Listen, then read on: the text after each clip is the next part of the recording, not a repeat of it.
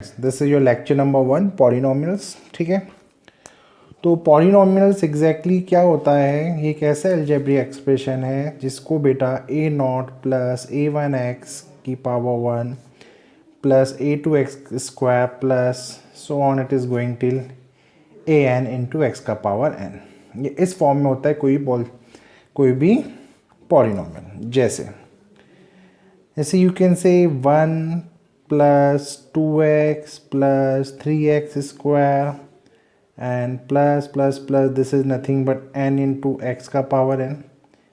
ठीक है, यहाँ तक ये कांस्टेंट है, यहाँ तक ये लीनियर है, यहाँ तक ये क्वाड्रेटिक है और सो ऑन ये चलता जाए तो ये पूरा का पूरा एक अलजेब्रिक एक्सप्रेशन हो जाता है ना। जहाँ पे ये जो ए एन है, यहाँ पे जो ए एन होता है इसको बेटा ज़ीरो के इक्वल नहीं होना है। रीज़न, क्योंकि अगर ए एन अगर ज़ीरो के इक्वल हो जाता है, सपोज है ना, अगर ये nth टर्म ज़ीरो के इक्वल हो जाती है तो ये पॉलिनोमियल कभी बन ही नहीं पाएगा।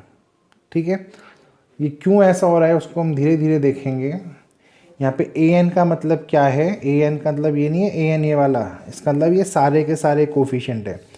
जहाँ पे ये A not A one A two ये सारे रियल नंबर हैं और ये जो वैल्यू है ना, वैसे A not A one A two ये कभी ज़ीरो नहीं हो सकती है, क्योंकि अगर ये सारे के सारे ज़ीरो हो जाएंगे बेटा तो आपका आंसर आएगा ज़ीरो, और अगर वो ज़ीरो आएगा तो पॉलिनोमियल तो बचेगा ही नहीं आपका। ठीक है, तो पहले तो इस चीज़ को याद रखिएगा। दूसरा, जहाँ पे जो पावर n चल रही है ये नॉन नेगेटिव होती है।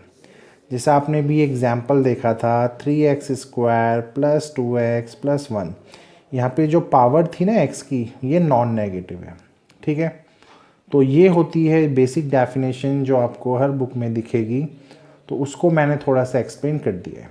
ठीक है, अब आगे धीरे धीरे देखते हैं इस पूरे टॉपिक में एग्जैक्टली है क्या।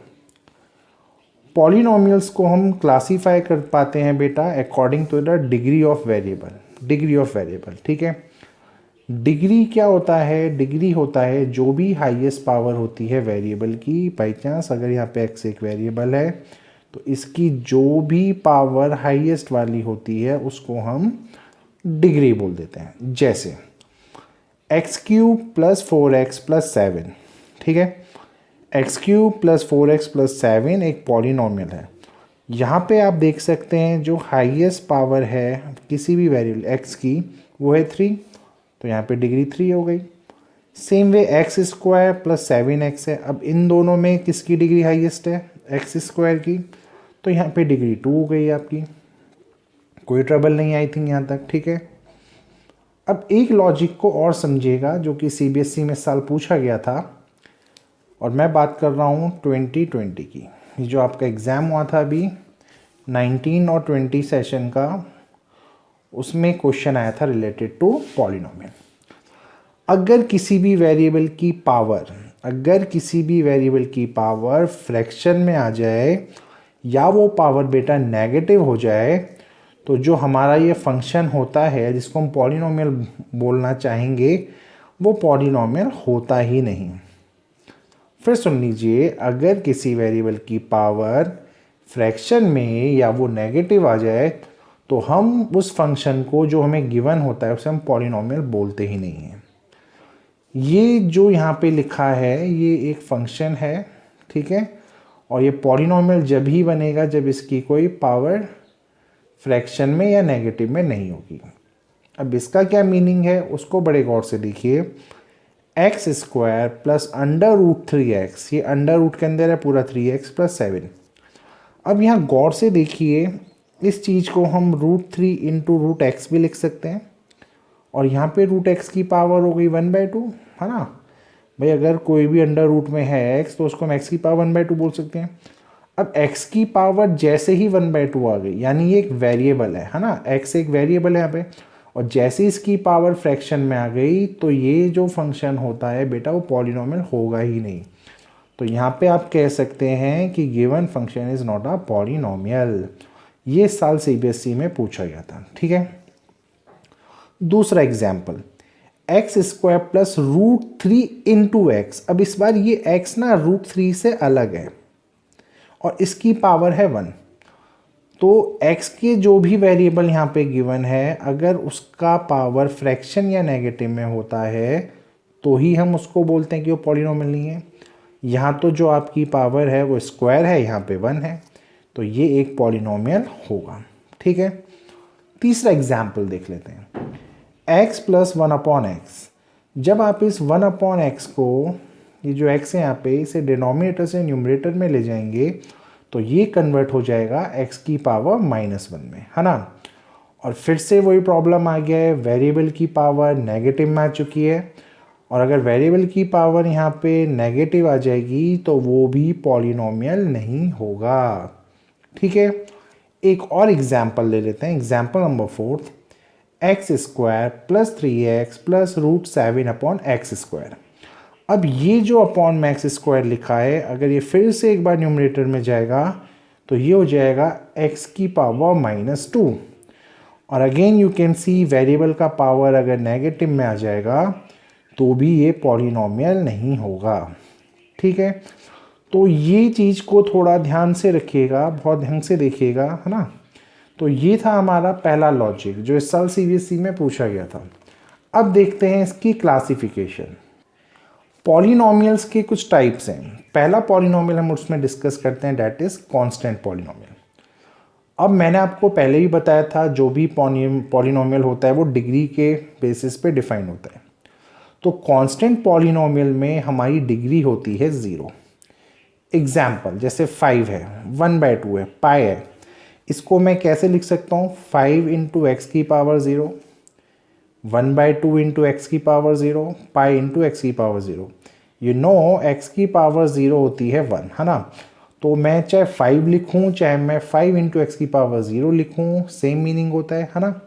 तो जो कांस्टेंट पॉलिनोमियल में एग्जांपल्स आपके आते हैं बेटा, वो सारे कांस्टेंट टर्म्स ही होते हैं, है ना। अब अगर मैं इसका यहाँ पे ग्राफिकली रिप्रेजेंट करूँ कांस्टेंट पॉलिनोमियल को, तो एक्स वाई एक्सिस में जो कांस्टेंट पॉलिनोमियल है, बाई चांस ये कोई पॉलिनोमियल है px जिसका वैल्यू है 3। मैं आपकी नॉलेज के लिए बता दूं, ये जो px होता है ये जब हम एक्सिस में रिप्रेजेंट करते हैं तो function is always represented by y। ये जो y एक्सिस होता है यही आपको फंक्शन का जो fx, ये जो फंक्शन है उससे रिप्रेजेंट किया जाता है। तो जब px 3 के इक्वल है तो y की वैल्यू है 3 के इक्वल होगी। तो जब आप इसको रिप्रेजेंट करेंगे y एक्सिस में 1, 2 एंड 3 लेट से, तो ये एक हॉरिजॉन्टल लाइन ड्रॉ हो जाएगा x एक्सिस के पैरेलल में। ठीक है, तो ये होता है बेसिकली इसका ग्राफिकल रिप्रेजेंटेशन। यहाँ पे क्लियर है गेम? ओके। उसके बाद जो सबसे इंपॉर्टेंट डिफरेंस है, अब देखना कांस्टेंट पॉलिनोमियल और zero polynomial. Zero polynomial is nothing but the number zero itself. जो नंबर जीरो होता है ना, उसी को हम जीरो पॉलिनोमियल की कैटेगरी में डिफाइन करते हैं। अब आप पूछेंगे सर इसका देन डिग्री क्या हुआ? जो भी जीरो पॉलिनोमियल होता है यानी नंबर जीरो ही है वो, ठीक है, उसका डिग्री बेटा नॉट डिफाइंड होता है, वो डिफाइन ही नहीं होती डिग्री। ऐसा क्यों हो रहा है ये बड़े गौर से देखिए। अगर मैं 0 × x की पावर 1 करूं, आंसर 0 आएगा। ठीक है, एग्री कर रहे हैं आप? मैं 0 × x² करूं तब भी आंसर 0 आएगा। मैं 0 × x की पावर n करूं तब भी 0 आएगा। और मैं 0 × x की पावर इन्फिनिटी करूंगा तब भी 0 ही आएगा। तो आप 0 के साथ किसी भी वेरिएबल की डिग्री चाहे जो भी हो उसको इनटू करवा देंगे ना आप, आंसर हमेशा 0 ही आता है ना। तो इसलिए हम कह सकते हैं यहाँ डिफरेंट डिग्रीज लेने के बावजूद भी आंसर हमेशा अगर 0 ही आ रहा है तो yes we can say zero polynomial के लिए डिग्री डिफाइन ही नहीं होती। ठीक है, और जीरो पॉलिनोमियल का अगर आपसे कभी एग्जाम्पल पूछा जाए तो आप नंबर 0 को इंक्लूड करेंगे। ठीक है, अब चलते हैं हम इसकी तीसरी कैटेगरी पे। ये होता है लीनियर पॉलिनोमियल। लीनियर पॉलिनोमियल की जो डिग्री होती है बेटा वो 1, और इसमें जो स्टैंडर्ड फॉर्म में से लिखा जाता है वो लिखा जाता है px = ax + b। और a और x यहाँ पे कोई भी रियल नंबर हो सकते हैं। ठीक है, तो px को मैं अगर एग्जाम्पल लूँ 5x + 3 या 7x - 2, ये सारे एग्जाम्पल हुए लीनियर पॉलिनोमियल के। यहाँ पे degree you can C is 1/1। अब अगर मैं इसको x और y एक्सिस में रिप्रेजेंट करना चाहूँ तो लीनियर पॉलिनोमियल हमेशा एक स्ट्रेट लाइन देता है। ये हमेशा एक स्ट्रेट लाइन को रिप्रेजेंट करेगा, ठीक है। अब क्या होता है, एक्स वाई एक्सिस में अगर मैं एक्स एक्सिस को, मेरा ये लीनियर पॉलिनोमियल एक जगह से कट करता है, ये हमेशा एक जगह से ही कट करेगा एक्स एक्सिस को। तो बड़े गौर से सुनिए, क्योंकि एक्स एक्सिस सिर्फ एक ही जगह पे कट हो पा रहा है, एक ही पॉइंट पे कट हो पा रहा है, तो जो आंसर आपका आता है ना, वैल्यू ऑफ एक्स जो आएगी, जो वैल्यू ऑफ एक्स आएगी वो मैक्सिमम सिर्फ एक ही वैल्यू हो सकती है। यानी आपका जो मैक्सिमम, अगर मैं बोलूँ भाई जैसे 5x + 3 है, इसका मैक्सिमम क्या आंसर आएगा, तो आप बोलेंगे सिर्फ x की एक ही वैल्यू पॉसिबल है यहाँ पे, क्योंकि x एक्सिस यहाँ पे सिर्फ एक ही पॉइंट पे कट हो रहा है। अब वो पॉइंट कोई भी हो सकता है, एग्री। फिर चलते हैं हम क्वाड्रेटिक पॉलिनोमियल में। अभी हम इसकी थ्योरी पाएंगे थोड़ा। क्वाड्रेटिक पॉलिनोमियल में जो डिग्री होती है वो होती है बेटा 2। इसका रिप्रेजेंटेशन होता है ax² + bx + c, और जहाँ पे ये जो a है वो आपका 0 के इक्वल नहीं होता। y, अगर a आपका 0 हो जाएगा तो आपके पास बचेगा सिर्फ bx + c, और bx + c तो लीनियर इक्वेशन होती है, ये क्वाड्रेटिक नहीं होती, ठीक है। तो इस वजह से x² का कोफिशिएंट जिसको हमने a बोला है वो कभी भी 0 नहीं होगा। You can have lot of examples, 5x² + 7x + 2, x² - 1, this is another example। हमें तो बस यहाँ पे x की पावर 2 होनी चाहिए इस पूरे एक्सप्रेशन में, बस उसी से मतलब है, ठीक है। ग्राफिकली जब आप इसको देखेंगे तो x और y एक्सिस को जब आप गौर से देखेंगे तो क्वाड्रेटिक पॉलिनोमियल जो शेप बनाता है, जैसे वो स्ट्रेट लाइन बनाता था, तो क्वाड्रेटिक पॉलिनोमियल में हमेशा एक यू शेप्ड ग्राफ बनता है, यू शेप का। अगर ये यू शेप्ड ग्राफ का डायरेक्शन अपवर्ड है ना, ऊपर की तरफ है, और एक बार होगा कि इसका डायरेक्शन डाउनवर्ड हो। दो ही पॉसिबिलिटी हैं, या तो ये डायरेक्शन अपवर्ड बनेगा इसका ग्राफ, या ये डाउनवर्ड बनेगा। ये अपवर्ड जब बनेगा बेटा, जब आपका ये जो a है यानी x² कोफिशिएंट जब पॉजिटिव होगा तो अपवर्ड बनता है, और जब ये नेगेटिव होगा तो ये डाउनवर्ड बनता है, ठीक है। हो सकता है आपका ये ग्राफ ऐसा भी बन जाए, तो अभी तो उसने एक्स एक्सिस को कट नहीं किया, ठीक है। तो कोई सा भी lot of possibilities are there, लेकिन हम मैक्सिमम की बात कर रहे हैं। तो एक क्वाड्रेटिक पॉलिनोमियल क्योंकि एक्स एक्सिस को दो जगह से कट करता है, तो यहाँ पे मैक्सिमम वैल्यू जो x की आ सकती है वो आएगी यहाँ पे 2, ठीक है। अब चलते हैं हम क्यूबिक पॉलिनोमियल। अब ये जो क्यूबिक पॉलिनोमियल है, एज द नेम सजेस्ट, इसकी डिग्री होती है 3। इसका जो स्टैंडर्ड फॉर्म है वो है बेटा ax³ + bx² + cx + d, और इसको आप इस फॉर्म में भी लिख सकते हैं 3x³ - 2x² + 7x + 2। Again you can say a को 0 के इक्वल नहीं होना चाहिए, अगर ये 0 के इक्वल हो गया तो ये क्वाड्रेटिक में कन्वर्ट हो जाएगा। एक स्टैंडर्ड ग्राफ जो बनता है क्यूबिक पॉलिनोमियल का, वो एक्स एक्सिस को 3 जगह से कट करता है। यहाँ मैं बात कर रहा हूँ एक आइडियल सिनेरियो की, क्योंकि एक्स एक्सिस यहाँ पे 3 जगहों से कट हुआ है, तो क्यूबिक पॉलिनोमियल में जो मैक्सिमम वैल्यू आ सकती है वो आते हैं 3 ज़ीरोज़। अब ये ज़ीरोज़ क्या होते हैं हम इसको अगले पार्ट में डिस्कस करने जा रहे हैं। क्योंकि यहाँ एक्स एक्सिस 3 जगह से कट हुआ है, तो एक्स की वैल्यू हो सकता है 1 आए, 2 आए, -3 आए, तो 3 वैल्यूज़ पॉसिबल हैं। और ये बात मैं कर रहा हूँ मैक्सिमम की। मिनिमम किसी भी सिनेरियो में मिनिमम आंसर 0 आएगा, और मैक्सिमम लीनियर के लिए 1, क्वाड्रेटिक के लिए 2, क्यूबिक के लिए 3, बाई क्वाड्रेटिक के लिए 4, है ना। वैल्यू ऑफ एक्स की बात चल रही है, ठीक है।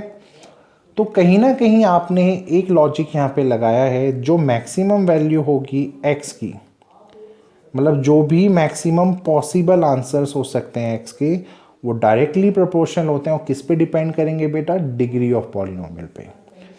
अगर डिग्री ऑफ पॉलिनोमियल 1 है तो x का आंसर 1 था, जिसे लीनियर में हुआ।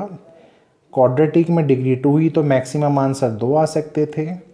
क्यूबिक में डिग्री 3 हुई तो मैक्सिमम आंसर 3 आ सकते थे। ठीक है, आई होप ये चीज़ आपको क्लियर हो गया होगा। चलिए, अब अगला लॉजिक क्या है, व्हाट इज ज़ीरो या ज़ीरोज़ ऑफ अ पॉलिनोमियल। एक पॉलिनोमियल में ज़ीरो या ज़ीरोज़ किन को बोला गया है। ठीक है, तो मैं एज्यूम कर रहा हूँ एक पॉलिनोमियल है यहाँ पे, मैं एज्यूम कर रहा हूँ एक पॉलिनोमियल है यहाँ पे px। ठीक है, तो x की कोई भी value, any value of x की कोई भी वैल्यू जो कि आपके px को ज़ीरो बना दे, उसको बोला गया है ज़ीरो ऑफ पॉलिनोमियल। ये मैं डेफिनेशन की बात करूँ भाई, अगर कोई फंक्शन है px या कोई पॉलिनोमियल है px, x की कोई भी वैल्यू, x की कोई भी वैल्यू जो इस फंक्शन या इस पॉलिनोमियल को ज़ीरो बना देगी, वो ही ज़ीरो होगा पॉलिनोमियल का। कैसे? एक पॉलिनोमियल है लीनियर वाला 3x + 6। अब मैं x की जगह ऐसे क्या लिखूं कि मेरा ये जो पूरा का पूरा चीज़ है ज़ीरो के इक्वल हो जाए। तो आप px को ज़ीरो के इक्वल रखते हैं क्लास 9th में, और यहाँ से आप बोलते हैं x की वैल्यू अगर -2 डाल दी जाए सर, तो हमारा ये जो पॉलिनोमियल है वो ज़ीरो के इक्वल हो जाएगा। ठीक है, तो हम क्या बोलेंगे, ये जो -2 है बेटा यहाँ पे, ये ज़ीरो है उस पॉलिनोमियल का। यानी -2 वो एक ऐसा वैल्यू है जिसकी वजह से आपका पॉलिनोमियल ज़ीरो के बराबर हो गया। तो इस पर्टिकुलर पॉलिनोमियल के लिए -2 is the zero of polynomial. Similarly अगर आप एक क्वाड्रेटिक इक्वेशन देखें, x² - 5x + 6, तो भाई ऐसी x की क्या वैल्यू ली जाए, या x की कितनी ऐसी वैल्यू होंगी जिसकी वजह से आपका पॉलिनोमियल ज़ीरो हो जाएगा। तो इसके लिए आप क्या करते थे, इसके लिए आप करते थे बेटा फैक्टर्स। ठीक है, और इन फैक्टर्स को करने के बाद आप यहाँ पे x की वैल्यू निकालते थे। तो x की वैल्यू आई 2 और 3, ये माइनस नहीं है डॉट x, सॉरी हाँ ये माइनस लग गया यहाँ पे। तो जब आप x की वैल्यू को 2 रखेंगे तो ये हो जाएगा 4 - 5 × 2 + 6, दिस इज 0। और जब आप 3 भी रखेंगे, दिस इज 9 - 5 × 3 + 6, दिस इज 15, 15 और 15 0, दिस इज 10, 10 और 10 0। तो आप कह सकते हैं यहाँ पे 2 और 3, यहाँ पे 2 और 3 जो हैं वो यहाँ पे ज़ीरोज़ हैं पॉलिनोमियल के, क्योंकि x की वैल्यू जब 2 और 3 थी तो आपका ये जो फंक्शन, ये जो पॉलिनोमियल है वो ज़ीरो के इक्वल हो जाएगा। तो इस पर्टिकुलर केस के लिए 2 और 3 ज़ीरोज़ हो गए। ठीक है, तो यहाँ से एक चीज़ क्लियर हो गई आपकी, zeros are nothing but the value of x। Value of x को ही ज़ीरोज़ बोला गया है यहाँ पे। ठीक है, तो अब आगे चलते हैं थोड़ा। एक और इम्पॉर्टेंट लॉजिक है इसमें, कोई भी पॉलिनोमियल जिसे आप 3x + 6 बोल रहे हैं, यहाँ पे जो px होता है ना, ये y को रिप्रेजेंट करता है। मैंने आपको स्टार्टिंग में इस लेक्चर में बताया था। ग्राफिकली आप अगर देखें, ग्राफ अकॉर्डिंगली देखें, देखिए अगर px = y है और y को अगर मैं 0 लिख दूं तो यहाँ पे 3x + 6 होगा, और यहाँ से x की वैल्यू बेटा -2 आएगी, वो कहीं ना कहीं यहाँ पे रिप्रेजेंट होगी। ठीक है, अब क्या हुआ है देखिए, जब आपने y को 0 रखा तो आपका x का आंसर आया -2। तो आपने ग्राफ जब ड्रॉ किया, ये किधर पॉइंट आता, लेट से आपने एक पॉइंट और लिया, जब सर x को 0 रखोगे तो y 6 आएगा, तो एक पॉइंट ये होता, ये कुछ आपका बिल्कुल स्ट्रेट लाइन ऐसे ड्रॉ होती। ठीक है बेटा, सो मैं आपसे कह रहा हूँ क्योंकि x एक्सिस में, XY एक्सिस में जब x एक्सिस जितनी बार भी कट या टच होगा उतने ही नंबर ऑफ ज़ीरोज़ आते हैं। ये हम ऑलरेडी डिस्कस कर चुके हैं पीछे भी, जब मैं आपसे क्वाड्रेटिक, लीनियर या क्यूबिक के बारे में बात कर रहा था। तो px = y जो होता है ग्राफिकली, ये जो y होता है ना बेटा आपका, तो ये आप y = 3x + 6 लिखते हैं। x की जो जो वैल्यू होगी आप y को यहाँ रिप्रेजेंट करते रहते हैं, ऐसे ही चलता है। तो उसी लॉजिक के अकॉर्डिंगली कोई भी कट या कोई भी टच एक्स एक्सिस में किसी भी लाइन, क्वाड्रेटिक इक्वेशन या क्यूबिक इक्वेशन, जो भी कर्व बन रहा है उसके द्वारा जितने भी कट और टच लगाए जाएंगे एक्स एक्सिस में, वो आपको देते हैं नंबर ऑफ ज़ीरोज़। ठीक है, और पी एक्स हमेशा वाई के इक्वल होता है, मतलब वाई एक्सिस में जो भी वैल्यू होती है, ये चीज़ याद रहेगी बेटा। ठीक है, तो यहाँ पे चलते हैं हम एक्सरसाइज 2.1 में। वो आपसे बोल रहा है find the number of zeros of a polynomial P x. ये एक्स एक्सिस है, ये वाई एक्सिस है। आपका एक्स एक्सिस को ये वाला जो लाइन है वो कट नहीं किया, तो नंबर ऑफ ज़ीरो कितने हुए यहाँ पे? 9 मतलब एक भी नहीं है, और न्यूमेरिकली इट्स 0। ठीक है, यहाँ पे you can C question number 2 में इस पर्टिकुलर कर्व ने आपके एक्स एक्सिस को एक जगह पे कट किया है, तो नंबर ऑफ ज़ीरो कितने हो गए? 1। यहाँ भी कोई ट्रबल नहीं है। तीसरे पार्ट में इस कर्व ने 1 2 3 एक्स एक्सिस को 3 जगह कट किया है, तो ज़ीरोज़ हो गए आपके 3। फोर्थ पार्ट में बेटा आपके एक्स एक्सिस को इस पर्टिकुलर पैराबोलिक कर्व ने 2 जगह से कट किया है। ठीक है, तो यहाँ पे ज़ीरोज़ हो गए टोटल 2। फिफ्थ पार्ट में you can C 1 2 3 4 x axis 4 जगह से कट हुआ है, यानी एक्स की 4 वैल्यूज़ पॉसिबल हैं।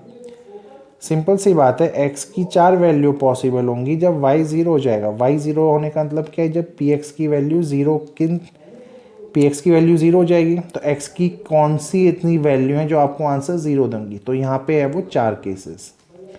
सिमिलरली 6 पार्ट में क्या बोलता है? 1 2 and 3, again you can say the answer is 3। तो ये अगर आपको क्लियर हुआ होगा तो मैं आपको फिर समझा देता हूँ। पी एक्स की इक्वल्स टू 0, एक्स की कौन सी वैल्यू होगी जो आपके आंसर को 0 कर देगी, उसको बोला जाता है ज़ीरोज़। ठीक है, अब यहाँ पे क्या होता है बेटा? एक्स एक्सिस में आपका y हमेशा 0 ही रहता है ना? तो इसलिए जब y इक्वल्स टू 0 है, तो जो भी आपके कट x एक्सिस में लगेंगे वो किसको रिप्रेजेंट करेगा? x की वैल्यूज़ को। ठीक है, तो उसी लॉजिक के अकॉर्डिंगली हम देखते हैं x एक्सिस जितनी बार भी कट या टच हुआ है उसके अकॉर्डिंगली नंबर ऑफ ज़ीरोज़ आते हैं, यानी x की उतनी वैल्यू जिसके लिए आपका ये गिवन पॉलिनोमियल 0 हो जाए। ठीक है, I hope the lecture is clear to you. अब अगली बार मैं लेक्चर 2 पुट करूँगा। ये स्पेशली उन स्टूडेंट्स के लिए लेक्चर बनाया गया है जिनका लेक्चर 1 मिस हुआ है। ठीक है, तो आई होप क्लियर हो गया। Thank you.